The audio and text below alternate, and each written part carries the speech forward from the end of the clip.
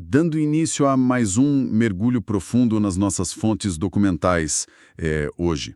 A missão desta nossa análise estrutural é desconstruir um cenário que, historicamente, costuma ser apresentado sobre uma ótica bastante simplista. Ou puramente devocional, né? Exato, puramente devocional. Mas que, na verdade, carrega uma engrenagem incrivelmente complexa, muito estratificada e profundamente corrompida. O foco hoje recai sobre a intrincada teia religiosa e política da Palestina no primeiro século. Mais especificamente nos dias de Jesus. E é um terreno de estudo riquíssimo. O material base que temos em mãos traz um recorte histórico-religioso rigoroso. Muito detalhado. Sim, bem detalhado, delineando as diferentes facções que operavam naquele período, além de nos fornecer uma síntese muito lúcida formulada pelo estudioso Oscar Coleman. O que fica claro logo de início é que não estamos lidando com um ambiente de pluralidade religiosa pacífica. Longe disso. Pois é, estamos falando de um verdadeiro campo de batalha ideológico e econômico. Certo. Vamos desvendar isso. Porque ao cruzar os dados da pesquisa, a primeira grande mudança de paradigma é perceber que a religião daquela época não operava na esfera da espiritualidade privada. Como muita gente imagina hoje em dia. Exatamente. A religião era o próprio motor da economia. Era o alicerce absoluto das alianças políticas e um mecanismo de controle social implacável. Havia um sistema desenhado meticulosamente para ditar quem recebia o selo de puro e quem era empurrado para a margem da sociedade. Sem direito de apelação? Nenhum direito. Eram simplesmente excluídos. O que é fascinante aqui é que tentar entender esses grupos de forma isolada tira todo o peso do contexto histórico. Grupos como fariseus, essênios e saduceus. Isso, compreender a fricção constante entre eles é fundamental para visualizar a verdadeira panela de pressão que definia a sociedade do primeiro século.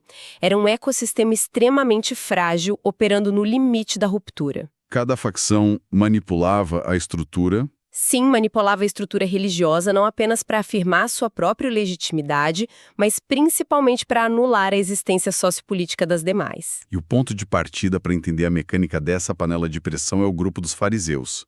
A documentação que a gente tem analisa eles com uma precisão cirúrgica. Eles formavam a comunidade conservadora e são classificados textualmente como um extrato burguês e estritamente legalista. O próprio termo que usavam para se autodenominar já mostra isso, os santos. Ou separados, né? Isso já demonstra o nível de isolamento. Não era apenas uma discordância teológica com o restante da população. Era uma política de exclusão ativa contra qualquer pessoa que não seguisse a tradição com a mesma obsessão que eles. E essa separação exige uma análise da estrutura de crenças que a sustentava. Que é a parte mais pesada. Com certeza. O alicerce dessa exclusividade era uma teologia muito bem delimitada pela nossa fonte. Eles definem como o dualismo da recompensa e do castigo. A premissa parece básica em um primeiro olhar.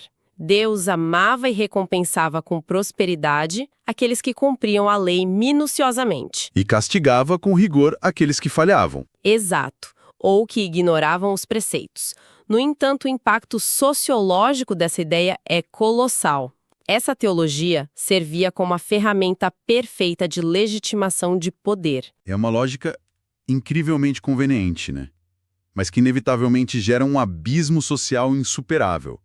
Se um grupo já pertence a uma elite conservadora com recursos acumulados, essa teologia transforma o privilégio econômico em um atestado de virtude moral. O raciocínio se fecha em si mesmo. Totalmente. Eles pensavam assim, se eu tenho recursos, é a prova irrefutável de que Deus aprova a minha conduta. Em contrapartida, a miséria alheia deixa de ser um problema de desigualdade. E passa a ser encarada como uma punição divina merecida. Precisamente. Essa formulação cria uma blindagem teológica contra qualquer demanda por justiça social. Ninguém podia questionar a riqueza deles. Não porque o conforto material dos fariseus não era debatido como uma vantagem de classe, mas exibido como o selo definitivo de aprovação divina. Consequentemente, o sistema se tornava inquestionável. Para quem estava na base da pirâmide sofrendo com a escassez, a mensagem recebida não era de amparo. Era de condenação. A pobreza era criminalizada no Tribunal da Moralidade Religiosa. E, no entanto, a estrutura da época abrigava um grupo que conseguia radicalizar ainda mais essa obsessão pela pureza: os essênios.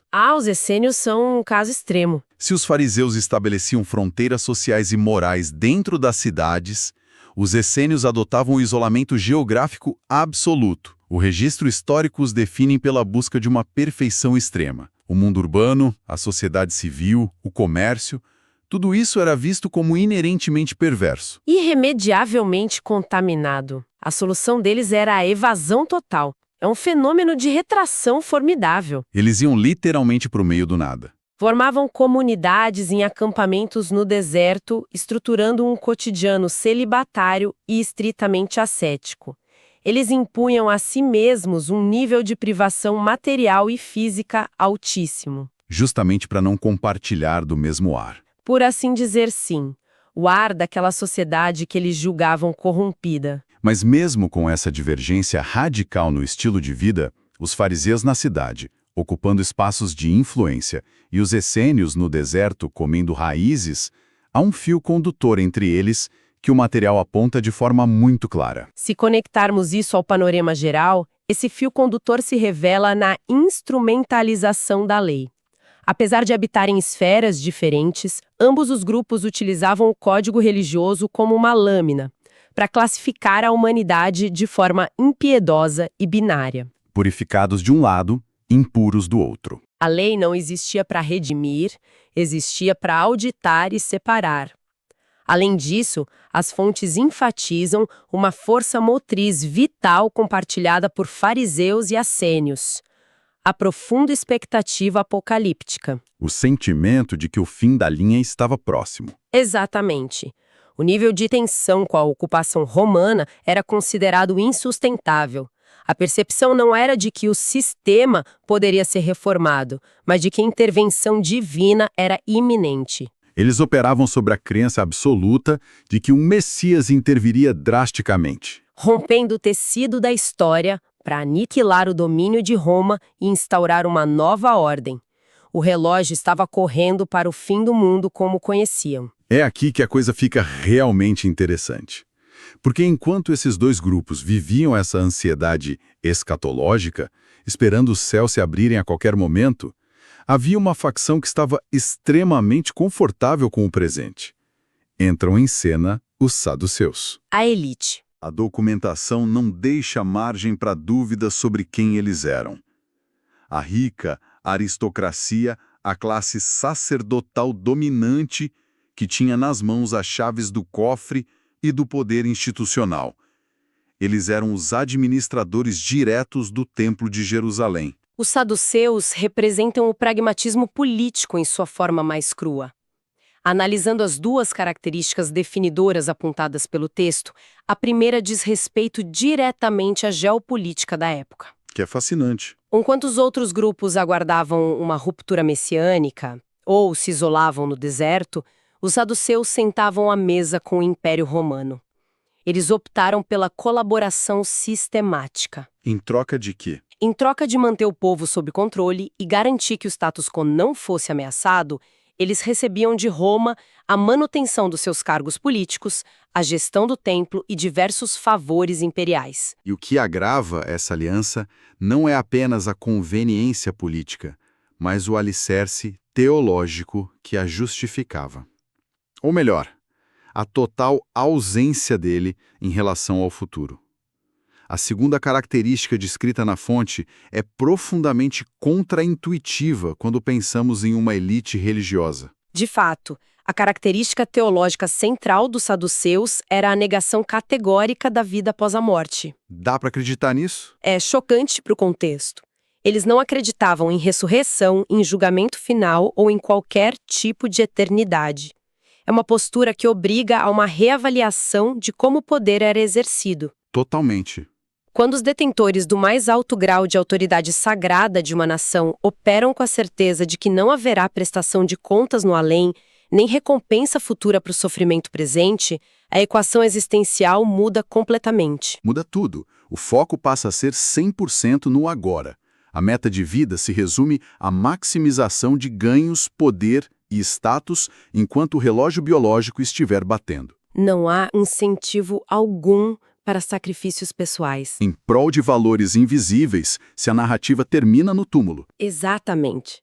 O texto utiliza uma expressão muito feliz ao afirmar que eles estavam focados no tempo puramente cronológico. A busca deles era por extrair toda a felicidade, influência e conforto material possíveis dentro do limite de suas vidas biológicas. A moral, nesse contexto, torna-se refém da conveniência imediata. O que explica de forma irrefutável a total ausência de escrúpulos em colaborar com uma força militar estrangeira que oprimia sua própria população. O bem-estar do povo judeu não entrava no cálculo pragmático dos saduceus. Desde que essa elite mantivesse suas roupas sacerdotais e seus privilégios econômicos no topo da pirâmide. Era um materialismo implacável revestido de liturgia. E a principal máquina de gerar esse privilégio financeiro e político era, sem dúvida, o templo.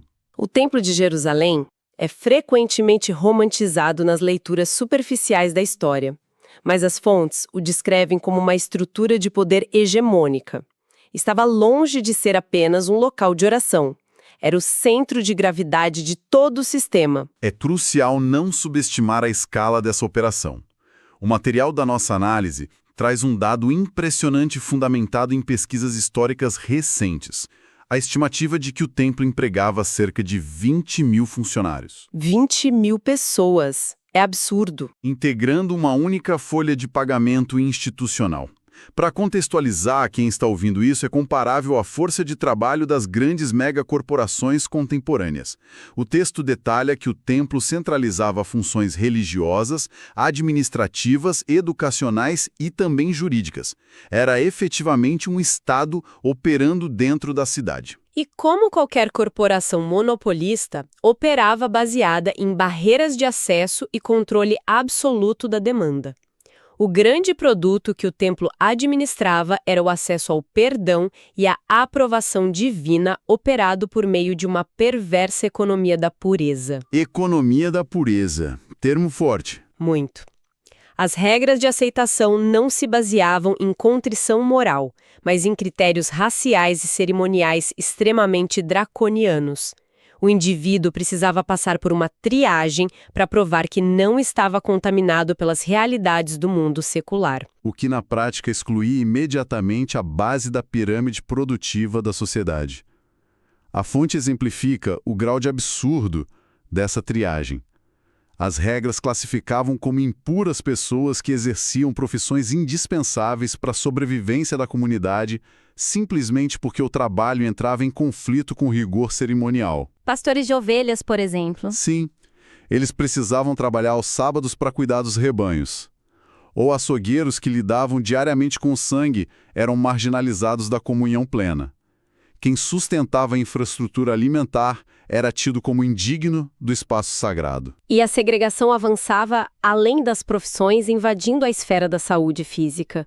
O material destaca que portadores de determinadas deficiências ou doenças crônicas carregavam não apenas o fardo clínico, mas um pesado estigma teológico. A doença como pecado. Isso.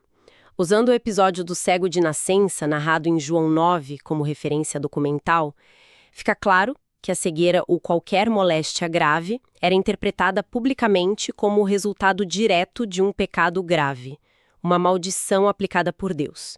O doente não precisava de amparo, precisava de expiação. E é exatamente nesse ponto que a engrenagem capitalista do templo se revela na sua forma mais brutal. Se a doença é impura, se o trabalho manual é impuro, como uma pessoa busca a restauração do seu status perante Deus e a comunidade? A resposta ditada pela elite saduceia era puramente financeira. A purificação exigia sacrifícios, holocaustos e rituais que custavam caro. A condição financeira ditava a pureza diante do divino. Isso levanta uma questão importante sobre a viabilidade moral de um sistema assim. O acesso à redenção estava precificado. Se um indivíduo marginalizado, sobrecarregado pelas demandas de sobrevivência, buscasse o perdão divino, ele se depararia com uma tabela de preços elaborada por uma burocracia insaciável. Além dos animais para o sacrifício, havia pesadas taxas do templo, cujo propósito prático era sustentar exatamente aqueles 20.000 funcionários e o alto padrão de vida da aristocracia colaboracionista. A conclusão lógica apresentada pela pesquisa é estarrecedora, mas inevitável. O perdão e a bênção de Deus operavam como produtos de luxo. Somente os ricos consumiam a religião oficial em sua plenitude, porque somente os ricos tinham o capital necessário para custear os rituais de purificação. O ciclo era fechado e impenetrável. A elite possuía os recursos para comprar o certificado de pureza, e esse certificado de pureza legitimava sua posição de elite. Enquanto isso, a pobreza impedia a purificação e a impureza justificava a manutenção da pobreza. É o ápice da alienação institucional. De um lado, o peso esmagador do aparato militar e tributário de Roma. Do outro, a extorsão moral e financeira de uma liderança religiosa corrompida. Historicamente, quando as vias de integração social, política e espiritual são completamente fechadas, a tensão acumulada exige um escape. E como o material demonstra, a consequência natural foi o surgimento de respostas radicalizadas. A panela de pressão transborda inevitavelmente. Quando as instituições falham de maneira tão absoluta em oferecer justiça ou dignidade, a força se torna o único vocabulário restante.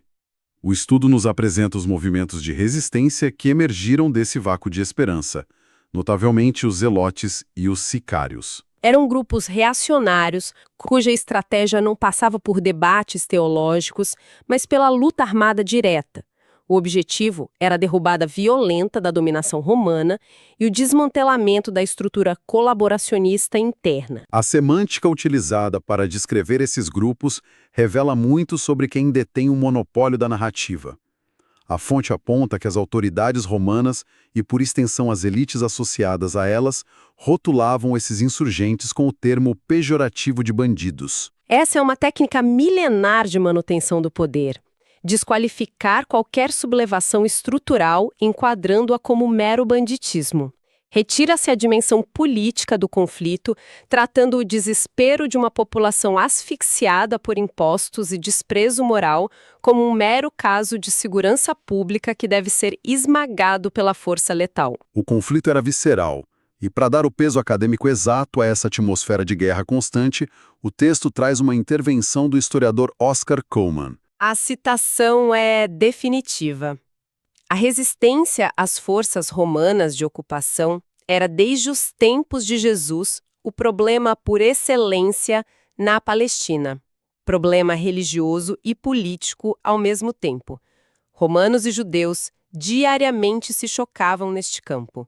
Essa formulação de Cullmann, classificando o embate como um problema religioso e político ao mesmo tempo, captura a essência de toda a nossa análise de hoje. A dicotomia moderna entre Estado e religião não existia na Palestina do primeiro século. A ocupação de Roma não era apenas uma ofensa à soberania territorial. Era vista como uma profanação cósmica. E o choque diário mencionado não se referia apenas a grandes batalhas campais, mas à fricção cotidiana. O soldado cobrando pedágio, a patrulha nas ruas, a moeda estrangeira circulando no mercado, o sacerdote saduceu desviando o olhar. A violência estava na própria textura do dia a dia. É um nível de tensão que desafia a nossa compreensão moderna de estabilidade. Quando juntamos todas as peças dispostas pelo texto, a teologia do mérito dos fariseus justificando a desigualdade, o escapismo ascético dos essênios no deserto, os saduceus operando o templo como um cartel de perdão elitizado, sem se preocupar com a eternidade, e o levante armado daqueles que não tinham mais nada a perder.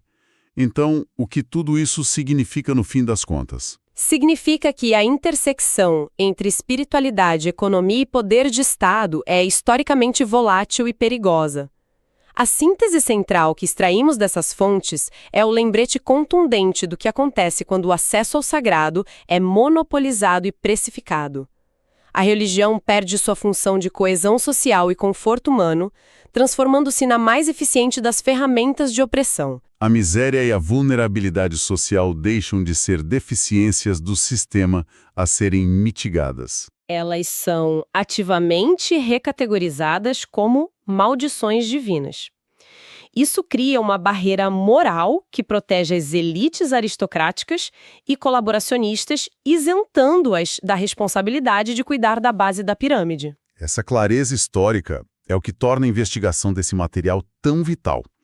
Não estamos lidando apenas com uma crônica do passado antigo, mas dissecando um manual sobre a anatomia do poder e da corrupção institucional.